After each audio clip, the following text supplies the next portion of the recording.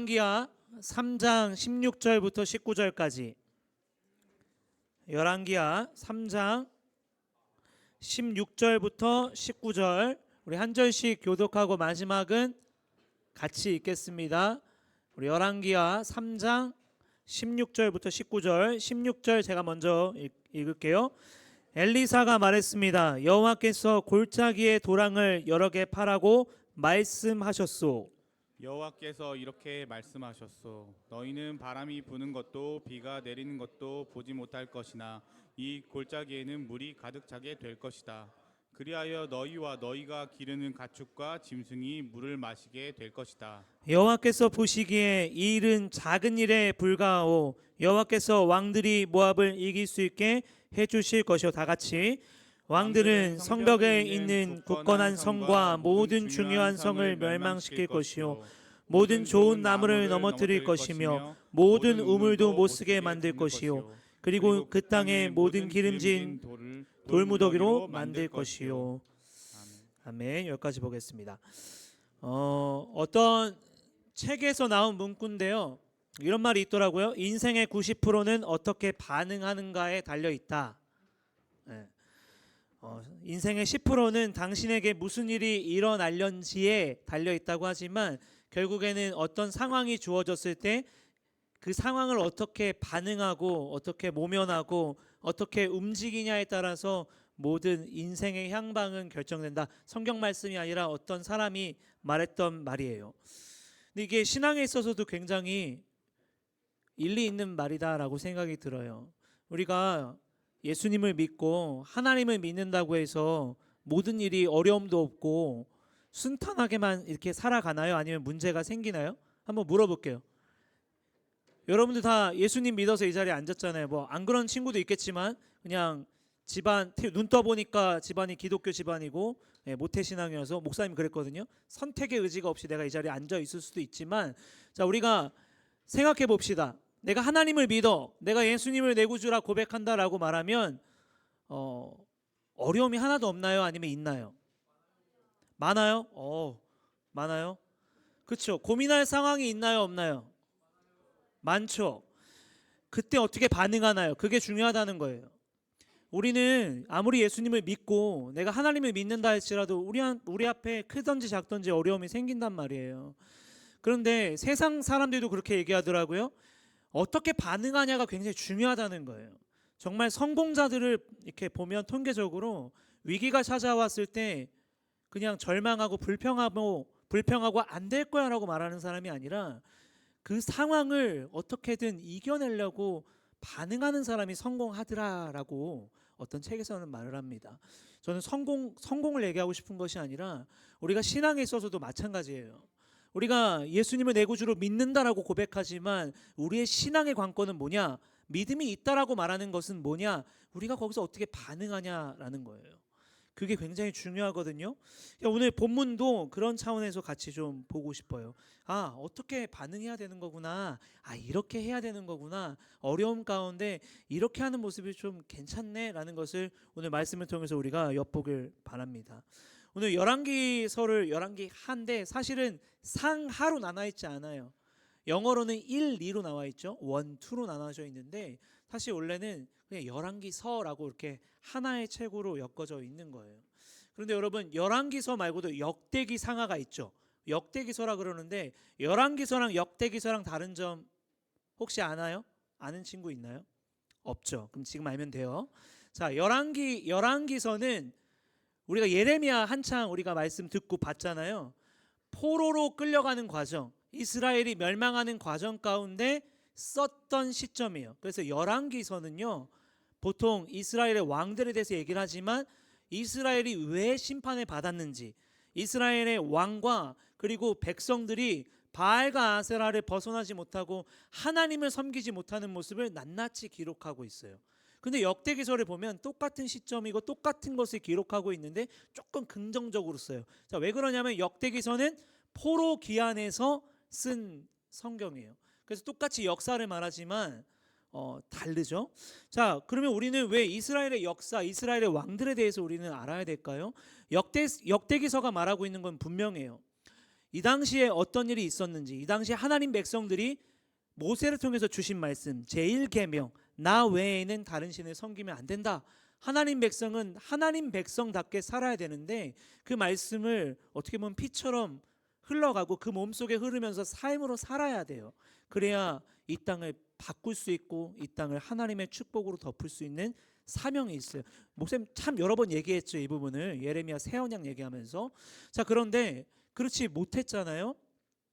근데 이것이 무슨 의미냐면 이것을 통해서 저와 여러분한테도 똑같이 묻고 있는 거예요.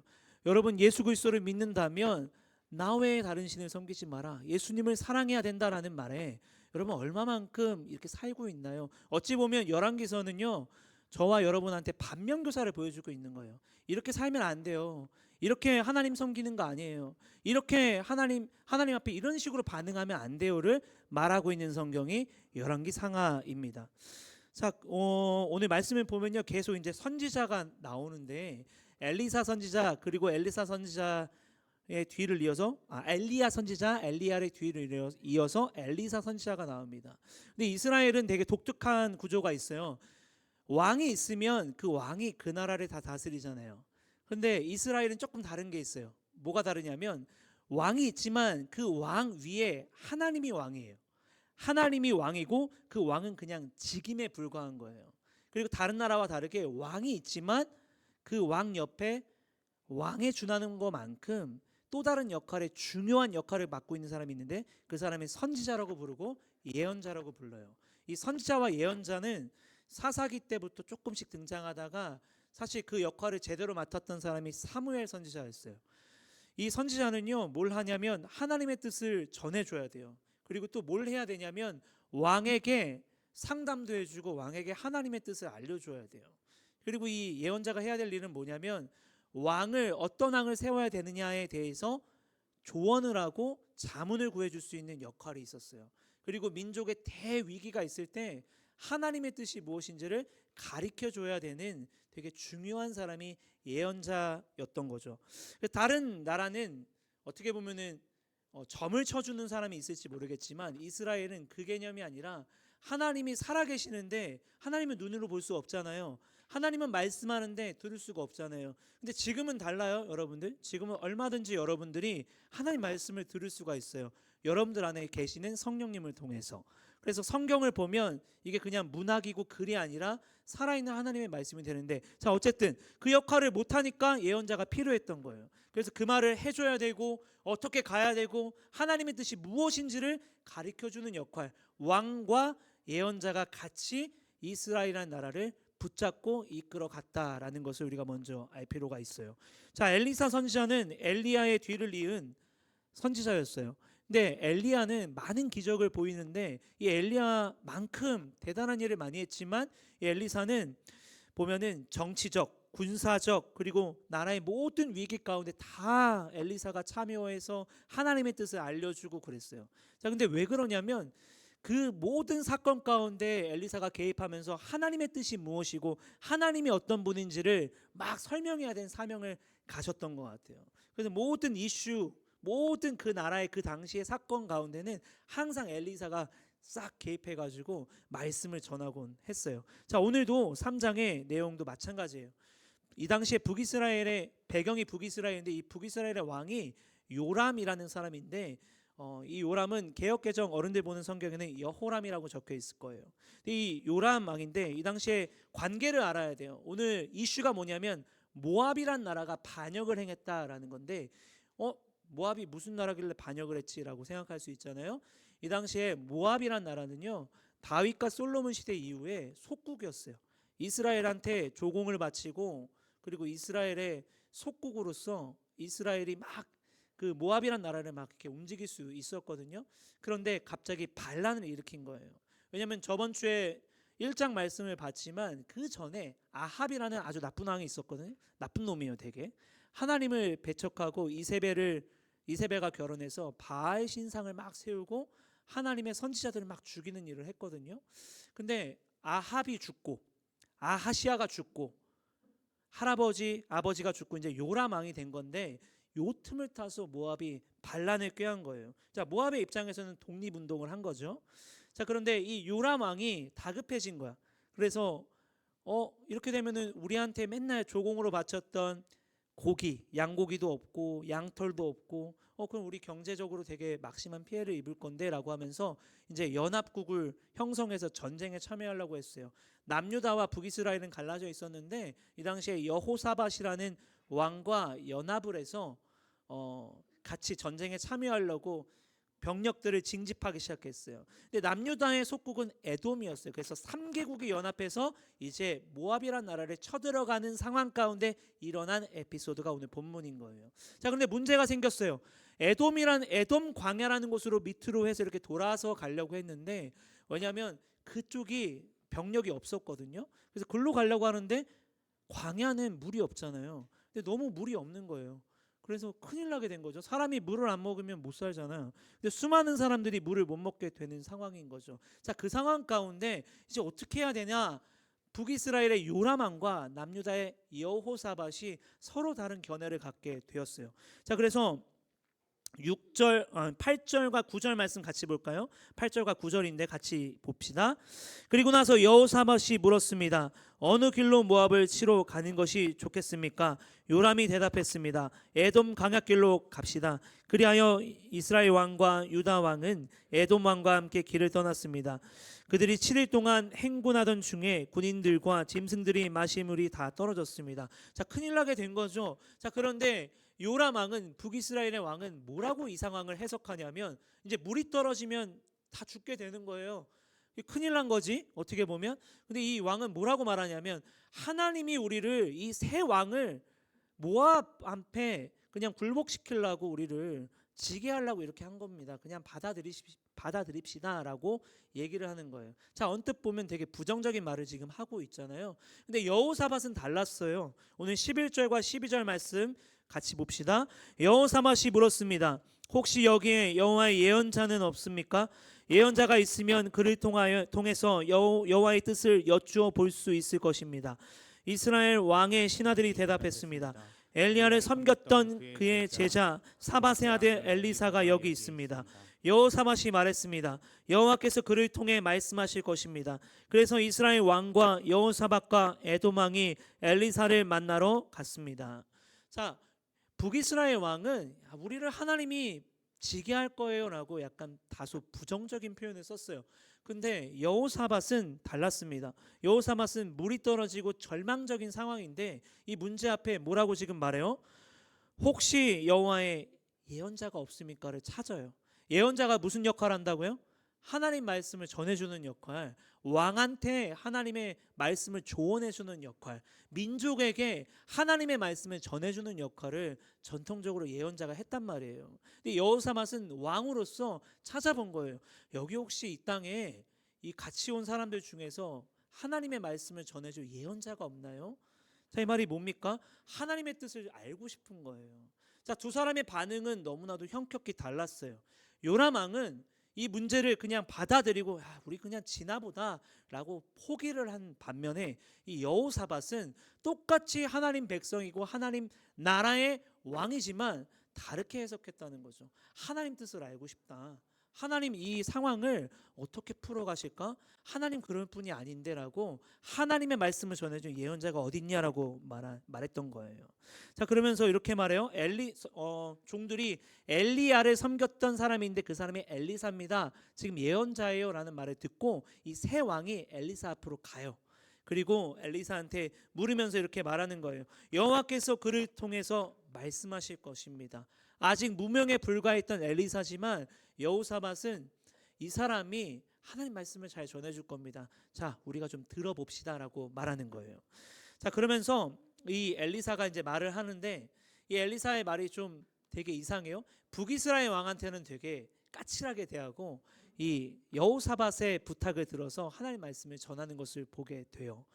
이렇게 말하는 거예요. 나는 왕과 아무런 상관이 없습니다. 왕의 부모님의 예언자들에게 가보세요. 이것은 이세벨을 얘기하는 거예요. 아합과 이세벨. 그 바알 선지자들 얘기가 나오거든요. 거기 가서 물어보지 내가 당신과 나는 상관이 없습니다라는 말을 하고 있는 거죠. 자, 그러나 엘리사는 하나님의 말씀을 충실하게 전해주는 것을 볼 수 있어요. 자, 엘리사는요 예언자로서 하나님의 뜻을 구하는데 보통 예언자가 하나님의 뜻을 구할 때 그냥 막 기도하고 이렇게 묻지 않아요. 세 가지가 있는데 첫째는 하나님이 환상을 보여줘요. 두 번째는 오늘 엘리사처럼 찬양이 연주될 때 하나님의 뜻을 알게 돼요. 우리가 막 찬양팀 막 찬양 불렀잖아요. 막 그 순간 막 하나님의 뜻을 막 알게 돼요. 자, 세 번째는 그냥 하나님의 뜻을 막 묻고 기도하고 묵상하는 것 가운데 하나님의 뜻이 생각나게 되는 거예요. 근데 오늘 엘리사는 하나님을 찬양하면서 하나님의 뜻을 알았다라고 말하는데 오늘 15절 말씀에 보면 이렇게 말하죠. 검은 고를 타는 사람을 데려오시오. 검은 고를 타는 사람이 검은 고를 타자 여호와께서 엘리사에게 능력을 주셨습니다. 여러분 개역개정 성경에는 여호와의 손이 얹어졌다고 말하는데 이게 사실 능력을 가리키는 거예요. 근데 이 능력은 무슨 능력이냐면 하나님의 뜻을 아는 영감을 받게 되었다라는 거예요. 자, 그래서 하나님의 뜻을 알게 된 엘리사가 오늘 본문으로 삼았던 이야기를 하게 되는 거예요. 지금 뭐가 문제냐면 이 물이 없잖아요. 그리고 모압과 싸워서 이겨야 되는 전쟁인데 이 전쟁의 성패와 지금 당면한 문제에 대해서 물었어요. 그랬을 때 엘리사가 이렇게 말하는 거예요. 우리 다시 한번 오늘 본문 읽을까요? 16, 17, 18, 19절 함께 다시 같이 보겠습니다. 엘리사가 말했습니다. 여호와께서 골짜기의 도랑을 여러 개 파라고 말씀하셨소. 여호와께서 이렇게 말씀하셨소. 너희는 바람이 부는 것도 비가 내리는 것도 보지 못할 것이나 이 골짜기에는 물이 가득 차게 될 것이다. 그리하여 너희와 너희가 기르는 가축과 짐승이 물을 마시게 될 것이다. 여호와께서 보시기에 이 일은 작은 일에 불과하오 여호와께서 왕들이 모압을 이길 수 있게 해주실 것이요 왕들은 성벽 있는 굳건한 성과 모든 중요한 성을 멸망시킬 것이요 모든 좋은 나무를 넘어뜨릴 것이며 모든 우물도 못쓰게 만들 것이요 그리고 그 땅의 모든 기름진 들을 돌무더기로 만들 것이요. 자, 엘리사의 예언은 크게 두 가지예요. 첫째는 정말 물이 필요했는데 그 물이 채워지는 것. 또 하나는 이 전쟁에서 승리를 하게 될 것이다라고 말을 하게 돼요. 자, 그런데 되게 독특하죠. 비가 오지 않고 바람이 불면 여러분 바람 불면 소나기 온다는 그 징조 느낌이 있잖아요. 바람이 불면 비가 오는 거예요. 근데 오늘 하나님이 뭐라고 말씀하냐면 바람이 불지도 않을 거고 비가 내리지도 않을 건데 너희가 웅덩이를 파면 여러 개를 파면 그 웅덩이에 물이 채워질 거다라고 말을 하는 거예요. 에이 뭐 그런 일이 어딨어 라고 생각할 수 있는데 근데 그냥 믿음으로 파봤죠. 근데 실제로 그 물이 채워지게 되더라라는 거예요. 자, 두 번째 큰 승리를 얻게 될 것인데 이거는 누구도 생각할 수 없는 일이 생겨난다는 거예요.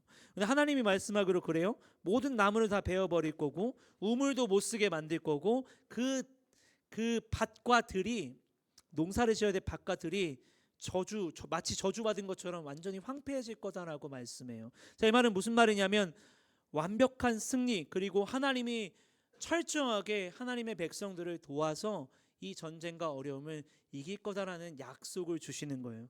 자, 그런데 하나님이 참 재밌게 이 뜻을 그대로 이루시는데 어떻게 이루시냐면 오늘 20절 말씀 같이 볼까요? 20절입니다.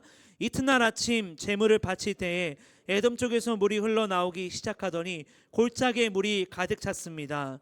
자, 진짜로 물이 가득 찬 거예요. 근데 비도 오지 않았고 바람도 불지 않았어요. 그냥 그 물이 골짜기부터 흘러가지고 그 파놓은 웅덩이에 물이 가득하게 되었는데 기가 막힌 건 뭐냐면 그 물을 통해서 이제 마시니까 생명을 얻게 되잖아요. 그래서 재밌는 건 뭐냐면 햇빛이 비출 때 그 물에 비치게 되니까 그 물이 빨개지잖아.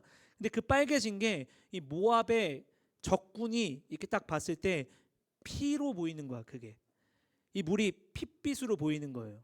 왜냐하면 여러분 생각해 보세요. 바람이 불지 않았어요. 그리고 지금 마주보고 있는데 비가 내리지 않았는데 저게 물일 거라는 생각을 못 하는 거야 지금. 저건 피인데? 그러면은 세 나라가 연합했으니까 서로 다투면서 서로 막 죽이고 그러나 보다. 야, 지금 쳐들어가면 이기겠다 손쉽게. 그래서 쳐들어간 거예요. 근데 오늘 성경에 다 읽진 않겠지만 준비도 안 된 채 막 가는 거야. 빨리 가야 돼 라고 해서 갔는데 핏빛이에요 아니면 물이에요? 물이잖아요. 어떻게 되겠어요? 완벽히 수비하고 있고 준비하고 있는 이 연합군에 완전하게 다 멸망하게 돼버려요. 그래서 하나님이 재밌는 게 뭐냐면 하나님은 물을 공급해 주시고 생명을 살리기도 하지만 그 물을 통해서 승리도 주었다라는 이야기죠. 자, 우리가 꼭 기억할 게 있어요. 에이, 그런 일이 어디 있어요? 근데 우리가 왕왕 이런 상황을 성경을 통해서 보게 될 것인데, 여러분, 기적이 중요한 게 아니라 하나님은 그렇게도 일하시는 분이라는 사실이에요. 내일을 우리는 몰라요. 우리가 앞으로 어떤 사람이 될 것이고 우리가 앞으로 어떻게 살아갈지는 몰라요. 그런데 여러분, 여러분이 생각할 때 답답하잖아. 그렇죠? 수능이 또 바뀐대. 지금 이제 중3 애들 큰일 났어요. 그죠? 어떻게 걔네들? 네, 마루타가 될 거예요. 누군가는 성공할 거고 누군가는 피를 보겠죠. 그러나 중요한 사실이 있어요. 내 상황은 그렇지 모르겠지만 하나님은 그 상황과 국한된 분이 아니라는 사실을 여러분이 믿길 바래요. 여러분 열심히 공부해요. 그럴 때 있지 않아요? 내가 공부하는데 왠지 나는 공부와 맞지 않는 것 같고, 뭐 벌써 그럼 큰일 나는데. 목사님 공부할 때 그랬어요. 수학이 안 맞아. 수학이 안 맞는 거야. 목사님 위기가 언제 왔냐면 삼각함수 할 때 위기가 왔어요. 아니 저거를 그냥 줄자로 재면 되지, 왜 저걸 내가 계산을 해야 되지? 이런 생각을 저만 하는 것 같네요. 여러분들 열심히 공부하는 걸로. 근데 난 진짜 진지하게 궁금했어요. 아, 내가 이걸 왜 풀어야 돼? 이러면 수학이 안 맞는 거야, 나랑. 근데 해야 되잖아요. 얼마나 괴로워요. 여러분, 공부하다가 내 적성에 안 맞고 나는 몸으로 하는 게 좋을 수도 있고 그럴 수도 있어요. 자, 우리가 우리 뜻대로 안 되는 게 너무 많아. 살다 보면은 나는 내가 생각했을 때 이 나이 때 이 정도가 될 줄 알았는데 저렇게 살고 있어. 막 낙심할 때도 있어요. 열심히 여러분들 그런 성격들 있잖아요. 막 인싸가 되고 싶고 막 인기 있고 싶고. 목사님 약간 그랬는데 이렇게 보듯이 이렇게 잘생기진 않았어, 목사님이. 근데 하나님 은혜로 결혼해서 참 감사하는데, 난 여러분 나이에 그런 고민했던 것 같아. 나는 왜 이렇게 사람들이 많이 없고 나는 연애나 제대로 할 수 있을까, 이런 고민 되게 많이 했거든요. 근데 진짜 진지하게 웃는 친구들은 고민하고 있는 친구들이에요. 그죠? 예. 근데 목사님이 진짜 고민했어, 심각하게. 내가 어떻게 하면 멋져지지? 나도 막 저렇게 막 말도 잘하고 싶고. 목사님 청년 때 그랬어. 어떤 동기인데 마음에 비수가 되는 말을 하는 거야. 야, 너 말 더듬지 말고 리더가 적어서 말해. 이렇게 말하는 사람이 있었어요. 얼마나 상처되는지. 그거 적는 거 모르나? 예. 말 더듬는다고. 근데 왜 안 되지? 왜 나는 그거밖에 못하지? 왜 나는 이렇게밖에 안 되지? 내가 생각하는 기대치만큼 내가 못 움직일 때 되게 낙심할 때가 많아요. 그런 친구 혹시 있다면 눈만 깜빡. 예. 근데 여러분, 우리가 꼭 이 말씀을 대하면서 기억할 것은, 우리는 그렇게 반응하면 안 된다는 거예요. 하나님이 여러분을 다 다르게 지었고 하나님이 여러분을 너무나도 참으로 가치 있게 지었어요. 지문이 똑같은 사람이 없대요. 60억이 넘는 인구 중에. 우리가 비슷하게 생긴 사람은 있어도 똑같이 생긴 사람은 없어요. 사람이 아무리 똑같이 쌍둥이로 태어나도 다른 게 지문이에요. 그리고 눈에 있는 홍채라 그러나요? 이게 다르다고 하네요. 하나님은 각자를 지었단 말이죠. 근데 나는 내가 보여지는 상황으로, 내가 지금 직면하고 있는 느낌으로 내가 그냥 결론하고 있진 않나요? 혹시 그런 친구 있다면 그 생각을 버리길 바래요. 나는 소중한 존재, 가치 있는 존재임을 우리는 잊지 말아야 됩니다. 왜냐하면 그러기 위해서 예수님이 십자가를 지셨거든요. 자, 오늘 그래서 기적 같은 일이 일어나는데, 오늘 26절과 27절에 대한 말씀을 정말로 모범적으로 보는 친구가 있다면 질문할 것 같아서 이걸 살짝 설명하고 마치려고 그래요. 근데 갑자기 이상한 일이 벌어져요. 모압의 왕이 자기의 아들을 제물로 바쳐버려요. 죽여서. 근데 그것을 보고 있는 이스라엘 백성들 그리고 연합국이 갑자기 놀래서 그냥 철수하고 도망갔다라는 내용이 나와요. 되게 찝찝하게 끝나요, 이 내용이. 자, 이스라엘을 향한 맹렬한 분노가 일어났습니다. 자, 이걸 어떻게 봐야 되나라고 할 수 있는데, 목사님 그렇게 생각해요. 천국 가서 우리가 나중에 물어봐요. 그건 잘 모르겠지만 너무나도 극악스러운 상황을 보고 이 전쟁을 하지 않고 그냥 다 갔다라고 여기는 거예요. 자, 근데 어쨌든 그게 중요한 것이 아니라 오늘 본문의 내용에 있어서 뭐가 중요하냐면 우리에게 주는 교훈은 반응인 거예요. 자, 똑같은 상황을 놓고 물이 부족하고 어려운 상황 가운데 있어요. 그러면 어떻게 반응할 거냐라는 거죠. 여러분, 우리가 모범으로 삼아야 될 것은 여호사밧의 반응인 거예요. 하나님의 뜻이 어디 있습니까? 하나님의 말씀을 전해줄 예언자를 데려다 주세요. 이 상황을 하나님이 어떻게 말씀하시는지 내가 듣기를 원합니다. 여러분들도 똑같습니다. 누구는 이 상황을, 똑같은 어려움을 가지고 끝났어, 절망이야라고 말할지 모르겠지만 적어도 저와 여러분은 절망적인 상황일지라도 절망으로 해석하면 안 됩니다. 아니야, 하나님은 또 다른 계획이 있을 거야. 하나님은 또 다른 계획하심이 있을 거야. 이게 끝이 아니라 하나님은 무에서도 유를 창조할 수 있는 분임을 믿는 저와 여러분 되기를 간절히 바랍니다. 우리 마지막으로 다윗이 공경에 처했을 때 이렇게 반응하는데 시편 34편 4절 5절 6절을 같이 읽길 바랍니다. 우리 같이 읽을까요? 시편 34편 4절 5절 6절입니다. 내가 여호와를 찾아 도움을 청했더니 내게 대답하시고 내가 두려워하던 모든 것에서 나를 건지셨습니다. 주님을 바라보는 자의 얼굴은 빛이 나고 어떤 일이 있어도 부끄러움을 당하지 않을 것입니다. 이 불쌍한 사람이 여호와께 부르시셨더니 여호와께서 들으시고 모든 어려움에서 건져 주셨습니다. 아멘. 주님 앞에 반응하세요. 여러분들이 주 앞에서 반응하는 여러분 되길 바랍니다. 자, 반응한다는 건 뭐죠? 하나님께 묻는 거예요. 기도하는 거예요.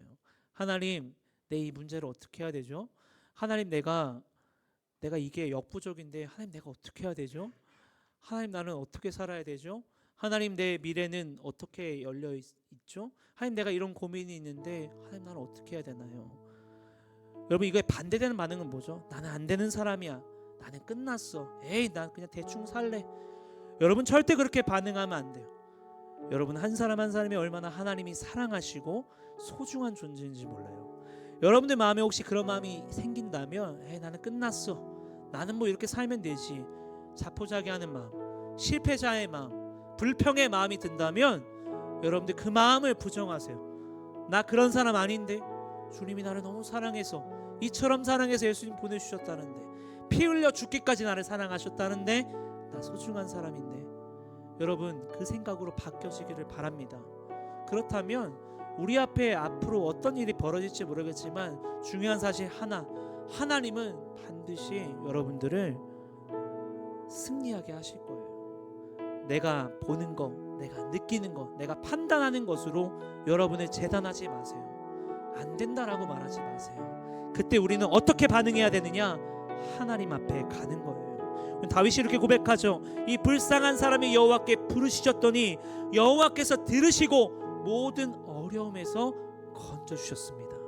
여러분, 다윗이 이 노래를 고백할 때 이 상황이 해결된 상황이 아니에요. 죽을 수도 있는 상황이에요. 너무나도 어지러운 상황 가운데 이렇게 말하는 거예요. 하나님이 이 곤고한 자가 기도할 때, 이 어려워하는 자가 기도할 때 하나님의 백성을 반드시 건져 주실 것입니다. 상황은 이미 나에게 어려움이 찾아오고 있어요. 해결되지 않았지만 다윗은 그렇게 고백하고 있는 거예요. 그리고 훗날 돌아보니 진짜 그렇게 하나님이 일하시더라. 이 사실을 믿는 저와 여러분 되기를, 그리고 경험하는 저와 여러분 되기를 주의 이름으로 간절히 축원드립니다.